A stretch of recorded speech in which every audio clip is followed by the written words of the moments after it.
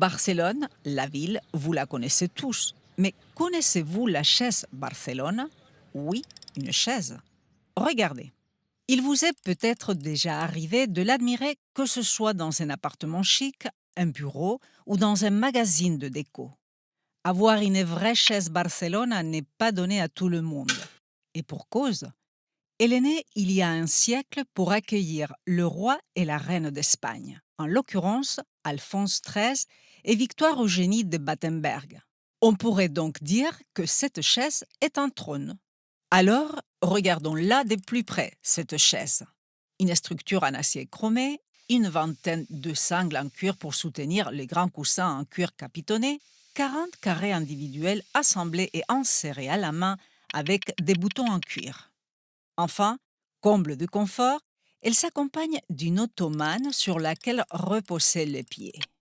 Pour comprendre son origine, il faut se replacer en 1929. Cette année-là, l'Espagne organise à Barcelone une exposition internationale et propose à l'Allemagne la création d'un pavillon national. Cette expo est le premier grand événement depuis le désastre de la Première Guerre mondiale. Pour l'Allemagne, appauvrie et humiliée après sa défaite, c'est l'occasion de revenir sur la scène internationale. La République de Weimar confie à l'architecte Mies van der Rohe et à la designeuse Lili Reich la réalisation d'un pavillon digne d'accueillir la rencontre entre les rois d'Espagne et les autorités allemandes lors de l'inauguration de l'exposition. Avec ce choix, les dirigeants allemands optent résolument pour la modernité. Mies van der Rohe n'est-il pas l'un des piliers du Bauhaus, ce mouvement moderniste et minimaliste qui révolutionne l'architecture dans les années 1920? L'architecte ne déçoit pas. 4 murs sous son toit qui semblent flotter sur 8 piliers chromés, des panneaux de verre et 2 bassins. Moins, c'est plus. Voilà sa devise. Mais attention, simplicité ne rime pas avec économie. Mies, lui-même fils de marchand de marbre, fait le tour du monde pour trouver l'excellence. Chaque mur est un bijou, du travertin de Tivoli à Rome, du marbre de la vallée d'Aoste dans les Alpes, de l'onyx doré de l'Atlas africain, du marbre vert de l'île grecque de Tinos. Et regardez cette composition de couleurs. Un rideau rouge, un tapis noir et le mur d'onyx doré. Et oui, les couleurs du drapeau allemand. Dieu est dans les détails, dixit van der Rohe.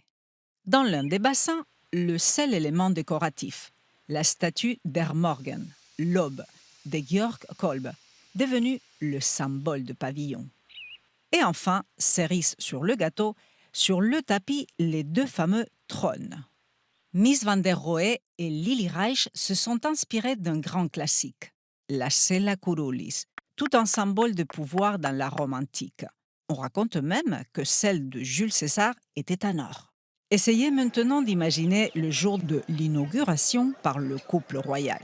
Le pavillon allemand de Mies van der Rohe surgit comme un ovni au milieu de palais et d'édifices à la facture bien classique. Une certaine fébrilité règne parmi les fonctionnaires et diplomates allemands. Que vont penser leurs majestés lorsqu'elles vont entrer dans cette maison sans porte ni fenêtre et dont les seuls meubles sont ces 2 trônes? L'histoire ne dit pas si les souverains y ont pris place, mais en tout cas, une chose est sûre, le roi a pris le temps de discuter avec Mies. Il semblait réellement curieux, intéressé. Mission accomplie donc.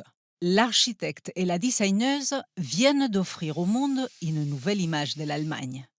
Quant à la chaise, elle devient une icône de design moderne et s'appellera dorénavant la chaise Barcelone.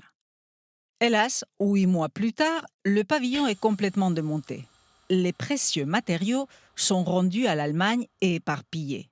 Mais le souvenir de ces bâtiments continue aujourd'hui d'inspirer très fortement l'architecture contemporaine. En 1983, la ville de Barcelone entreprend la reconstruction de pavillons à l'identique. Un travail titanesque puisqu'il faut parcourir le monde pour retrouver ces mêmes marbres sublimes. 3 ans plus tard, le pavillon est à nouveau inauguré. Aujourd'hui, ce temple de l'architecture reçoit plus de 100 000 visiteurs par an. Nombreux sont ceux qui le parcourent en silence et qui ne peuvent s'empêcher de caresser discrètement le mur pour s'imprégner de la sensualité de l'espace.